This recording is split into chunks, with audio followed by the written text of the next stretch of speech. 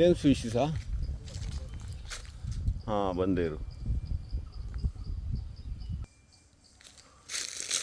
ಇದರಲ್ಲಿ ವೀಡಿಯೋ ನೋಡ್ತಾ ನಡೆದ್ರೆ ಇದು ಏನು ಎಪಿಫೈಟಾ ಇದು? ಹಾಂ ಎಪಿಫೈಟ್ ಅಲ್ಲ ಸರ್, ಈ ಥರ ಇದೆ. ಇದು ಒಣಗಿರೋ ಹೂವು ಫ್ರೆಶ್ ಇದು? ಒಣಗಿರೋದು ಸರ್. ಕ್ಲೀನಾಗಿ ನೋಡು. ಅರಳಿ ಇದು ಎಲಿಪಿ. ಹಾಂ, ಇದೇನೋ ಗೊತ್ತಾಗಲಿಲ್ಲ.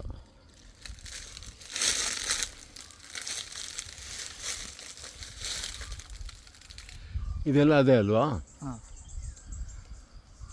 ಹಾಂ.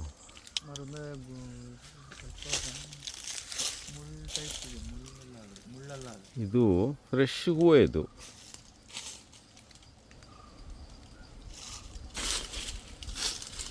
ಇದು ಎಪಿಫೈಟ್ ಆಗಿರಬೇಕು.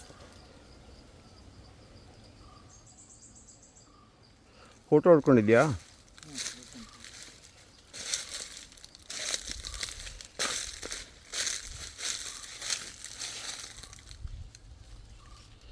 ಎಪಿಫೈಟ ಇದು. ನಾವು ನೋಡಿದ್ದೀವಲ್ಲ ಅದೇ ಥರದ್ದೇ ಒಂದು. ಬೆಂಗಳೂರು ಹತ್ರ ಒಂದು ನೋಡಿದ್ವಿ, ನೆನಪಿದೆಯಾ? ಮಾವಿನ ಇದು ಎಲೆ ವಾಸನೆ ನೋಡು. ಇಲ್ಲ ಹಾಗೆಯೂ ಇರ್ಬೋದು, ಸ್ವಲ್ಪ ಜಾಗ್ರತೆ ಮಾಡ್ಕೋಬೇಕು.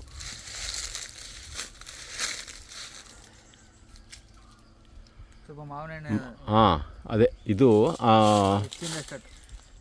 ಹೆಚ್ಚಲ್ಲ, ಎಸ್ಸಿಂದ ಸ್ಟಾರ್ಟ್ ಆಗುತ್ತೇನೋ ಹೆಸರು. ಸೊ ಅದ್ರ ಹೂವು ಅಂತ ಆಯ್ತಿದಲ್ಲ, ಜೋರಾಗಿ ಬೆಳೆದಿದೆಯಲ್ಲ ಇದು.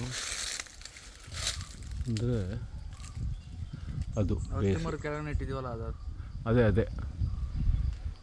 ಮತ್ತು ಇದ್ರ ಹತ್ರ ನೋಡಿದ್ವಿ ಬೆಂಗಳೂರಲ್ಲಿ. Yes S.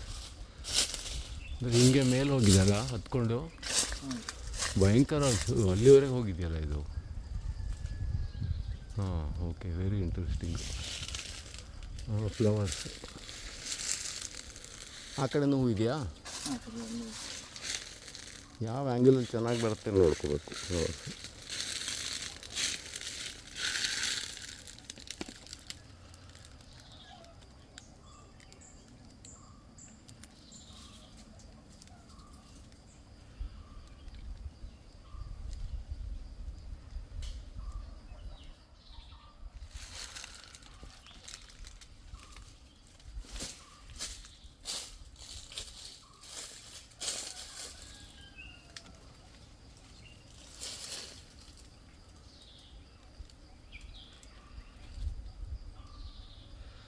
ಪೆಟಲ್ಸ್ ಇಲ್ಲ ಅಲ್ಲ ಫ್ಲವರ್ಸಲ್ಲಿ?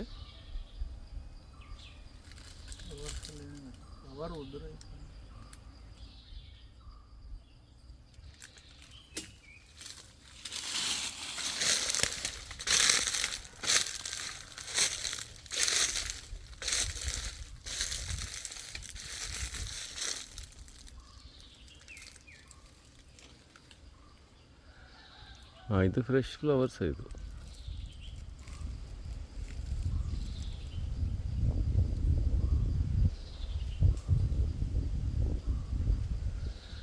ಇದನ್ನು ನೋಡಿದ್ದೀನಿ ನಾನು, ಅಂದರೆ ವಿತೌಟ್ ಫ್ಲವರ್ಸ್ ನೋಡಿದ್ದೀನಿ.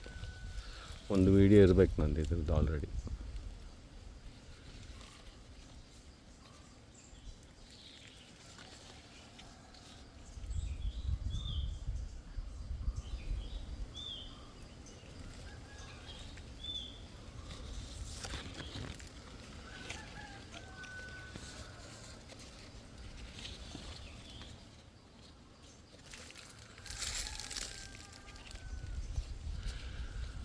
ಸಿಕ್ಕಾಪಟ್ಟೆ ಹೂವಾಗಿದೆ, ಫುಲ್ಲು ಮೇಲೆಲ್ಲ ಹೂವು.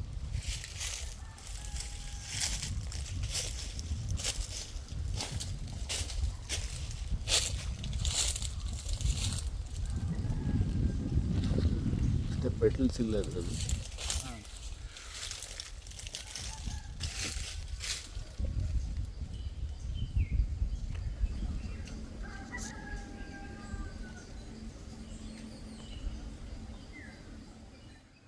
Actually, this epiphyte has become huge.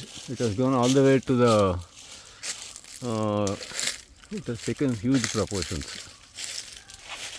And then that host tree is also having bulbophyllum and all.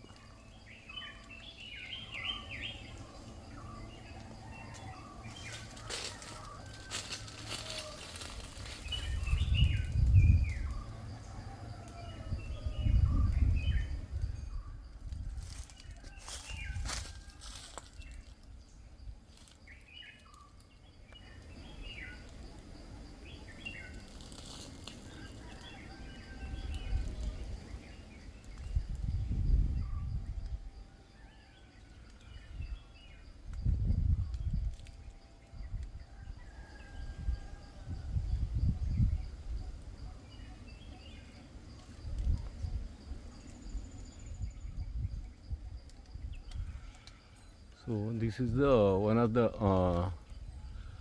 epiphytic shrub. ಇದು ಅದೇ ಅಲ್ಲ, ಹಾಂ ಸರ್ ಇಷ್ಟು ದಪ್ಪ ಆಗಿದೆಯಲ್ಲ ಇದು.